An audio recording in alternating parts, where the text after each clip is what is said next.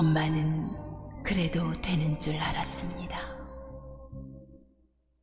심순덕.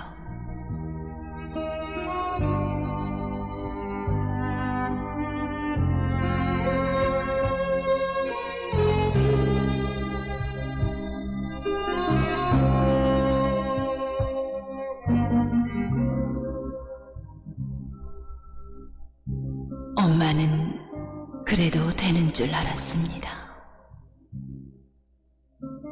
하루 종일 밭에서 죽어라 힘들게 일해도 엄마는 그래도 되는 줄 알았습니다. 찬밥 한 덩이로 대충 부뚜막에 앉아 점심을 때워도 엄마는 그래도 되는 줄 알았습니다. 한겨울 냇물에서 맨손으로 빨래를 방망이질해도 엄마는 그래도 되는 줄 알았습니다. 배부르다, 생각 없다, 식구들 다 먹이고 굶어도 엄마는 그래도 되는 줄 알았습니다. 발뒤꿈치 다 해져 이불이 소리를 내도 엄마는 그래도 되는 줄 알았습니다. 손톱이 깎을 수조차 없이 닳고 문드러져도 엄마는 그래도 되는 줄 알았습니다. 아버지가 화내고 자식들이 속썩여도 끄덕없는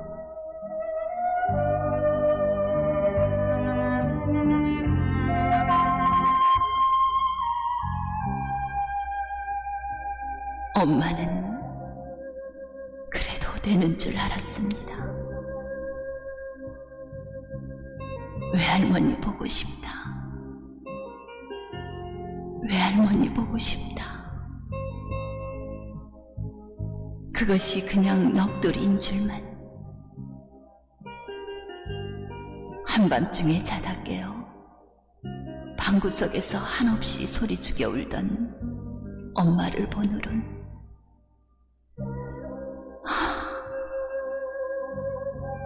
엄마는 그러면 안 되는 것이었습니다.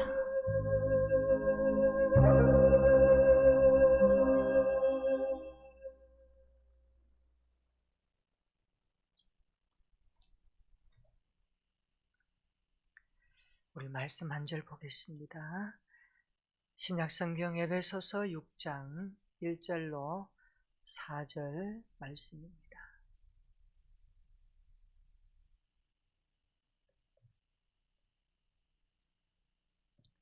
우리 다 같이 한 목소리로 함께 봉독합니다. 시작.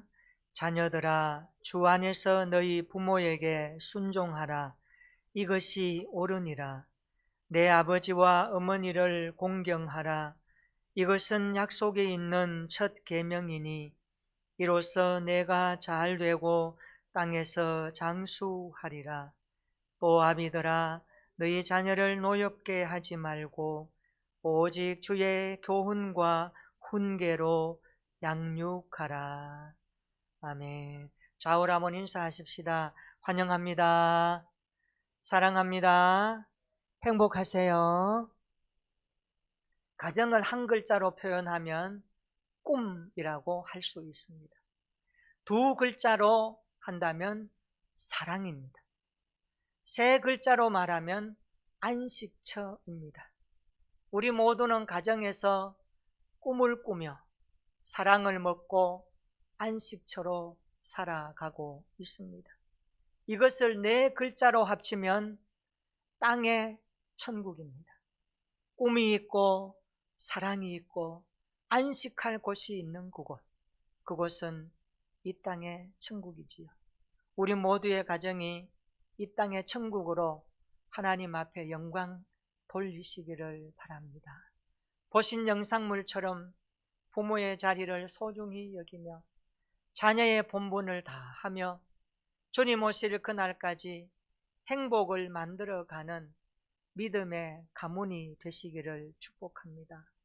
하나님은 한 남자와 한 여자를 창조하시고 가정을 이루게 하셨습니다. 하나님이 이루신 가정은 창조의 질서입니다. 그리고 생육하고 번성하여 땅에 충만하라, 땅을 정복하라 말씀하셨습니다. 인간은 하나님의 창조 질서를 따라야 합니다. 하나님은 한 남자와 한 여자가 결혼하여 가정을 이루게 하실 때에 돕는 배필로 주셨다고 말씀합니다.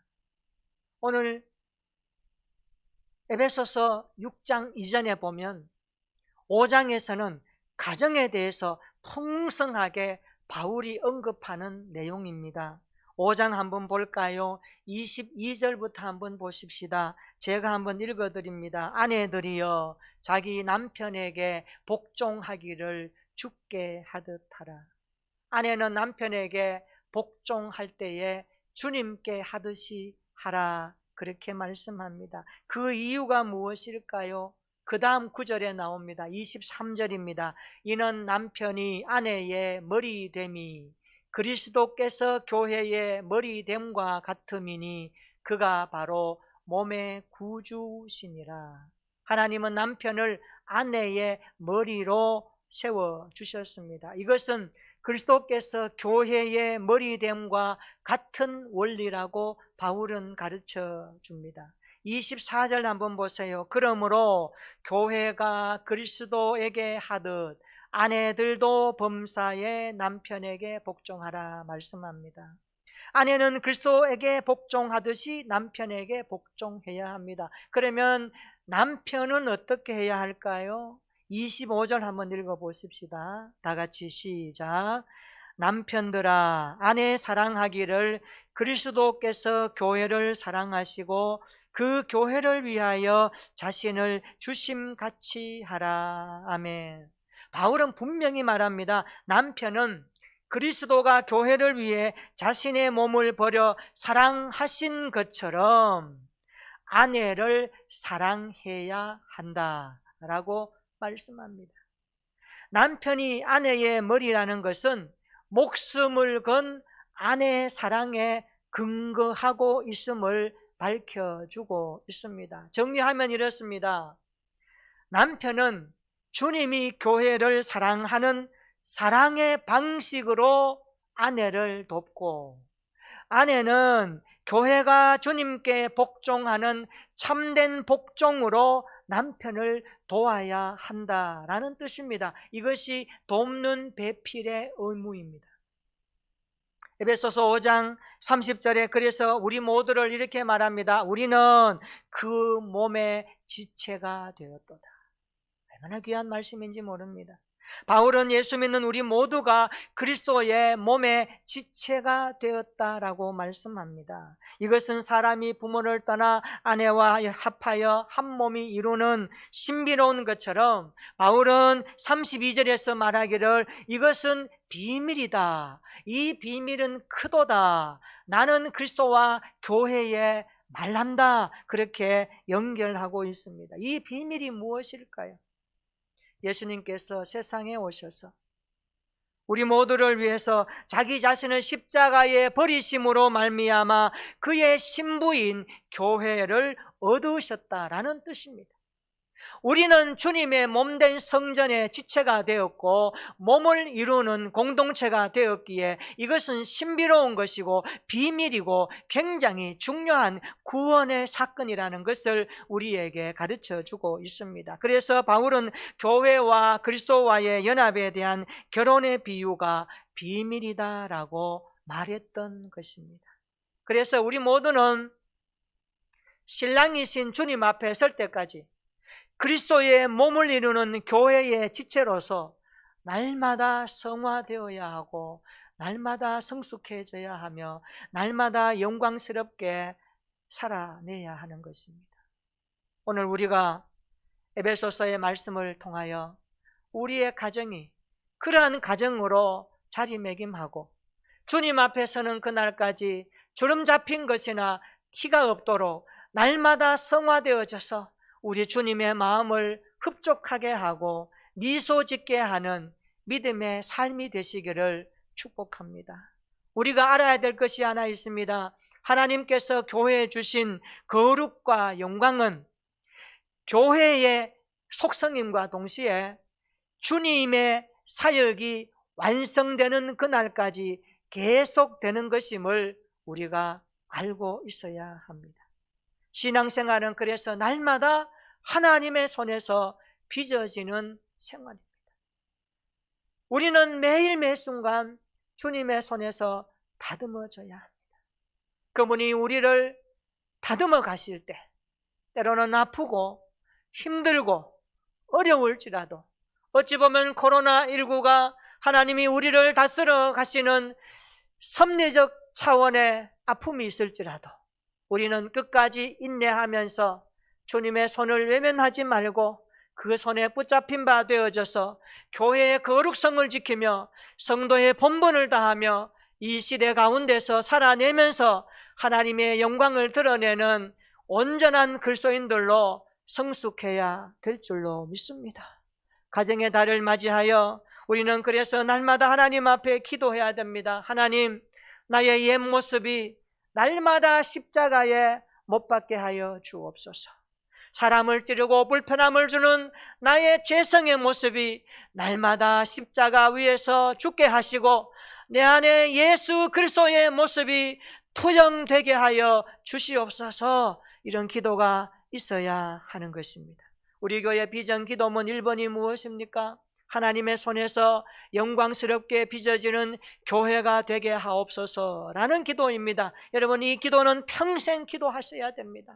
평생 품어야 됩니다. 하나님, 정말 내 인생 주님 앞에 서는 그날까지 내 삶의 모습이 날마다 영광스럽게 예수 그리스도의 장성한 분량이 충만한 데까지 자라갈 수 있는 신앙생활 되게 하여 주시옵소서. 물질관계, 시간관계, 사람관계, 인간관계, 세계관계, 가치관에 있어서 모든 삶의 영역에서 예수 그리스도를 닮아갈 수 있는 믿음의 생활이 되게 해 주시옵소서. 이런 기도가 있기를 주님의 이름으로 축원합니다. 이런 말이 있습니다. 부모의 소원은 자녀의 행복이다. 보신 영상물처럼 어머니의 마음은 자녀를 향하고 있습니다. 아버지의 마음은 자녀의 행복을 바라고 있습니다. 이 땅의 모든 부모는 자녀가 행복하기를 원합니다. 부모는 열심히 일하는 것도 수고하는 것도 자녀의 행복에서 그 의미를 찾습니다. 자녀가 기뻐한다면, 자녀가 웃어준다면 부모는 고난과 고통도 다 품고 그 자녀를 위해서 사는 것이 우리네 부모들 아닙니까? 자신의 몸이 망가져도 자녀가 기뻐한다면, 자녀만 잘 된다면 불에도 뛰어들고 물에도 뛰어들 수 있는 것이 부모의 심정입니다. 그래서 우리의 자녀는 가정의 희망이고 교회의 희망이며 나라의 희망이지 않습니까? 오늘 본문은 가정에 주시는 말씀입니다. 우리 다시 한번 집중하여 이 말씀을 한번 읽어보도록 하겠습니다. 다 같이 시작. 자녀들아, 주 안에서 너희 부모에게 순종하라. 이것이 옳으니라. 내 아버지와 어머니를 공경하라. 이것은 약속이 있는 첫 계명이니 이로써 내가 잘되고 땅에서 장수하리라. 또 아비들아, 너희 자녀를 노엽게 하지 말고 오직 주의 교양과 훈계로 양육하라. 아멘. 아마도 믿음 생활하는 저와 여러분들은 이 말씀을 수도 없이 들었을 것입니다. 잘 알고 있습니다. 우리가 이 말씀대로 살면 얼마나 좋을까요? 우리 자신이, 우리의 가정이, 자녀들이 이 말씀대로 정말 살면 좋겠는데 우리는 이 말씀대로 잘 살지 못합니다. 듣고 하면 하지만 세상에 가면 또 세상과 연락하고 우리의 삶의 자리에서 이 말씀대로 살려고 몸부림치지만 우리는 이 말씀 앞에 자유하지 못합니다. 그럼에도 불구하고 또 이 말씀 앞에 섭니다. 이유가 무엇일까요? 우리는 평생 말씀 앞에서 말씀과 부닥치면서 말씀을 씨름하면서 사는 자들이기 때문에 그렇습니다. 오늘 또 가정의 날을 맞이하여 이 말씀을 앞에 놓고 우리에게 부담이 있을지라도 다시 한번 주님 앞에 기도하며 엎드리고 이 말씀을 믿음으로 받고 이 말씀을 이번 한 주간 살아내기에 합당한 자가 무엇인가를 고민하고 주님 앞에 소원하면서 이 말씀을 받았으면 좋겠습니다. 이 말씀을 붙들고 이 말씀대로 만들어가는 우리 가정들이 행복했으면 좋겠습니다. 오늘 본문은 가정 행복의 원리를 강조하는 말씀입니다. 가정을 만드신 하나님께서 우리의 가정을 어떻게 만들어 가시기를 원하시는가? 행복하기를 원하고 기뻐하기를 원하고 감사하기를 원하는 주님의 마음을 오늘 깨닫고 이 말씀을 통해서 우리의 가정이 행복한 가정으로 세워졌으면 좋겠습니다. 그렇다면 행복한 가정을 만들기 위해서 어떻게 해야 할까요? 몇 가지로 말씀을 드립니다. 첫째로 하나님을 경외하는 가정이 먼저 되어야 합니다. 한번 따라서 합시다. 하나님을 경외하는 가정이 되자. 그렇습니다. 오늘 본문 1절 한번 보세요. 자녀들아 주 안에서 라고 말씀하고 있습니다. 4절에도 말씀하죠. 오직 주의 교훈과 훈계로 라고 말씀합니다. 이것은 가정의 주인이 누구이신가를 가르쳐 주십니다.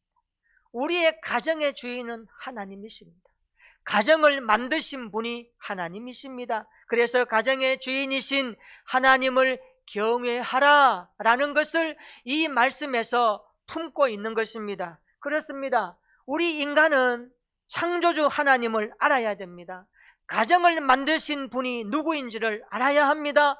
알고만 끝나지 말고 그분을 진심으로 경외해야 합니다. 시편 128편 1절에 이렇게 말씀합니다. 여호와를 경외하며 그의 길을 걷는 자마다 복이 있도다 말씀합니다. 여호와를 경외하는 것이 무엇입니까? 그분의 길을 걷는 것입니다.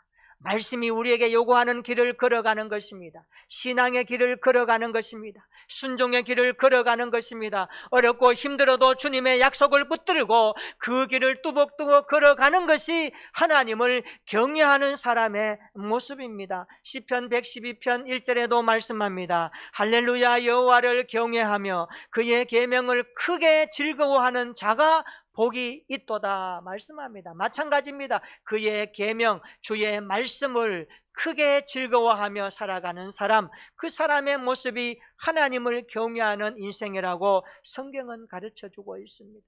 그래서 여호와를 경외한다는 것은 모든 상황에서 어떤 상황에서도 여호와를 높이고 여호와를 따르고 여호와를 드러내는 것을 의미합니다.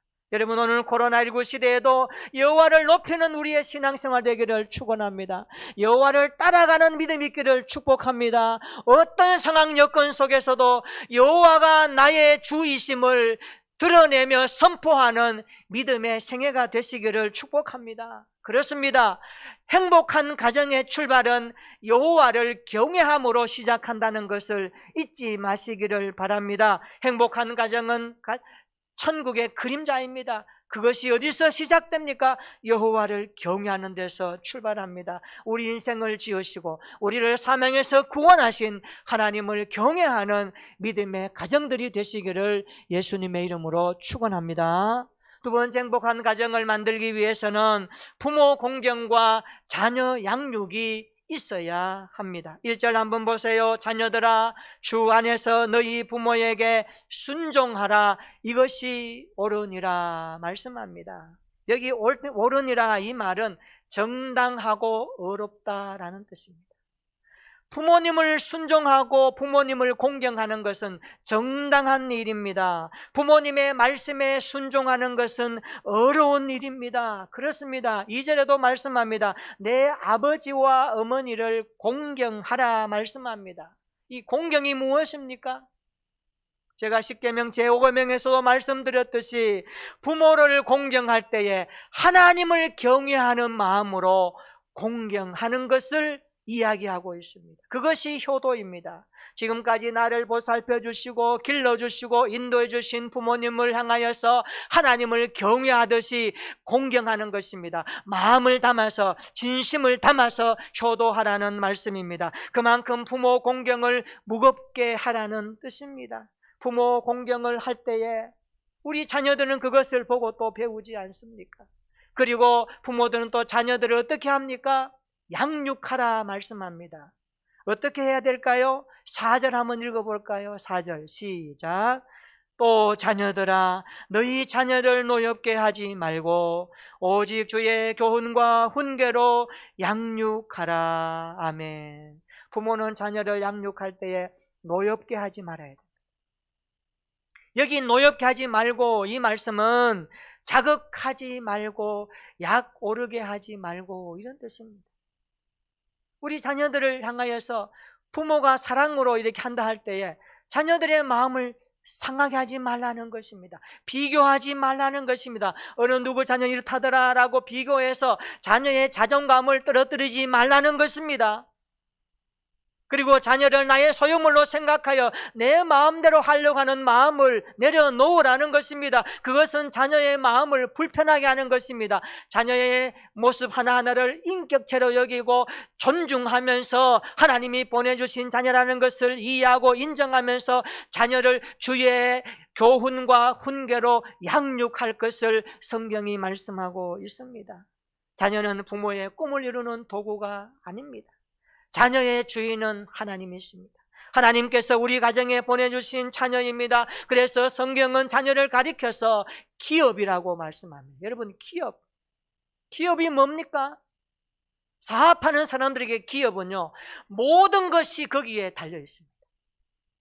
하나님 우리 자녀를 보내주신 것은 하나님의 뜻을 알고 사랑함으로 존귀 여겨져서 그들이 땅에서 부모의 교훈과 양육을 통하여서 잘 자라서 하나님의 꿈을 드러내도록 우리에게 맡겨주신 선물이라는 것을 기억하라는 말씀이지요. 그래서 부모는 자녀를 주의 교훈과 훈계로 양육하라고 말씀하십니다.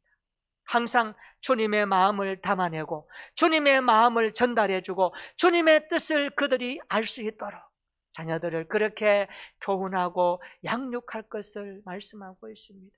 요즘 새벽기도 설교가 잠언입니다. 잠언 성경의 핵심은요, 지혜입니다. 지혜를 말씀합니다. 그래서 내 아들아 지혜의 말씀을 들으라, 귀를 기울이라, 지혜를 떠나지 말라. 그게 뭡니까? 여호와를 경외하는 것이 지혜의 근본입니다. 여호와의 말씀을 아는 것이 지식이라고 말씀하고 있습니다. 명철이라고 가르쳐 주십니다. 그래서 지혜는 하나님의 법 안에 있고 그 명령을 지킬 때에 나타나는 삶의 모습입니다. 지혜의 말씀에 귀를 기울일 줄 아는 자녀, 눈을 떼지 않으며 날마다 거기에 집중하며 악하고 더러운 말을 버리며 그리고 치우침이 없이 의인의 길을 걸어가는 것이 지혜로운 자의 삶임을 우리에게 요구하고 있습니다. 우리의 가정이 하나님을 경외하고 날마다 주의 말씀에 의지하여 교훈하고 양육하면서 행복한 가정으로 만들어져서 우리 주님이 쓰시기에 합당한 도구가 되어져서 이 시대 가운데 복음과 축복의 통로로 쓰임받는 우리의 가정들이 되시기를 예수님의 이름으로 축원합니다. 우리의 자녀들이 그리스도인다운 행동 양식을 가질 수 있도록 주의 교훈과 훈계로 양육되어 하나님의 쓰시기에 합당한 가정들이 되시기를 축원합니다. 세 번째, 행복한 가정을 만들기 위해서는 서로가 화목한 관계가 되어야 합니다. 오늘 말씀을 한번 정리해 볼까요? 가족 모두가 하나님을 경외하며 살아갑니다. 부모를 공경합니다. 자녀를 양육합니다. 그리고 땅에서 잘 되고 장수하는 복을 누립니다. 더 이상 뭐가 필요하겠습니까? 이것이 행복 아니겠습니까? 그런데 이런 모습 속에 나타나는 특징 하나는 뭡니까? 화목하더라라는 말씀입니다. 우리의 가정에 화목함이 있기를 바랍니다. 화목하다는 말은 서로 뜻과 마음이 하나 되어져서 정답게 살아가는 것을 말합니다. 어렵고 힘든 시대에 우리의 가정은 꿈이 있고 사랑이 있고 안식처가 있지 않습니까? 세파에 서르고 힘든 일을 만날지라도 가정에 돌아오면 쉼이 있고 충전이 되고 소통이 되고 기도가 되고 마음을 만져주는 사람이 있고 거기서 용기와 힘을 얻어서 또 세상 가운데 살아내는 그곳이 바로 행복한 곳 아닙니까? 거기에는 화목함이 있다라는 것을 우리는 기억해야 됩니다. 그래서 성경은 이렇게 말씀합니다. 잠언 17장 1절입니다.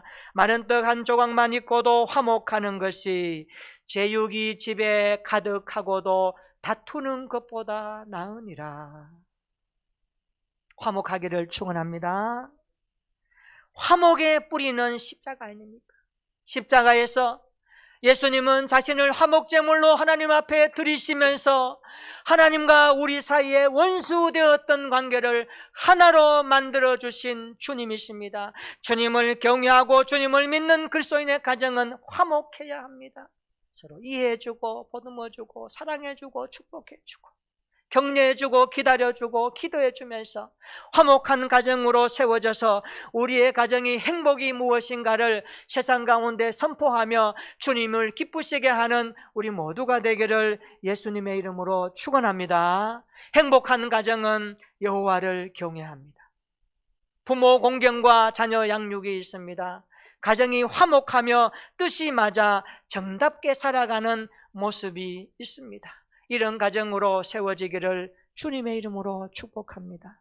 오늘 설교 제목을 담아내는, 오늘 말씀을 담아내는 노래가 하나 있습니다. 한번 불러보기를 원합니다. 제목은 예수를 믿고 예수를 배워입니다. 어린이 찬송가 205장에 나오는 내용인데 여러분 아마 받으셨을 겁니다. 우리 가사를 생각하면서 우리의 가정과 교회와 나라도 이런 모습이 되게 해달라고 우리 기도하는 마음으로 같이 한번 불러보겠습니다.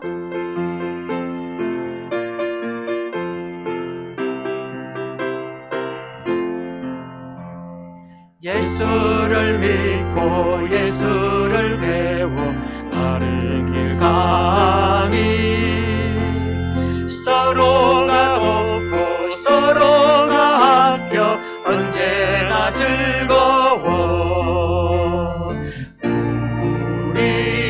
우리 교회 즐거운 교회 우리 교회 복받은 교회 부모를 공경 자식을 사랑 웃음꽃 피우니 이웃이 웃고 주님이 웃고 모두가 즐거워 우리 가정 즐거운 가정 우리 가정 복하는 가정 내 몸과 같이 이웃을 사랑 가정이 지내고 온 정성 다해 주님을 사랑 교회를 맡으네 우리 나라 즐거운 나라 우리 나라 복받은 나라. 그렇습니다. 정말 이 가사처럼 우리의 가정과 교회와 나라가 즐겁고 행복하기를 원합니다. 코로나19로 잠시 멈춰 있지만 회복할 주님의 그날을 기대하면서 서로 품고 기도하여 격려해서 이 시대 가운데 가정을 만드신 하나님을 경외하며 부모 공경과 자녀 사랑이 풍성히 나타나 화목함으로 아름다운 천국을 이루어가는 우리의 모습이 되었으면 좋겠습니다. 행복한 가정은 여호와를 경외합니다. 부모 공경과 자녀 양육이 있습니다. 서로 뜻이 맞고 정답게 살아가는 화목함이 있습니다. 이런 가정으로 세워지는 우리 모두가 되기를 주님의 이름으로 축원합니다. 아멘. 우리 한번 기도하십시다.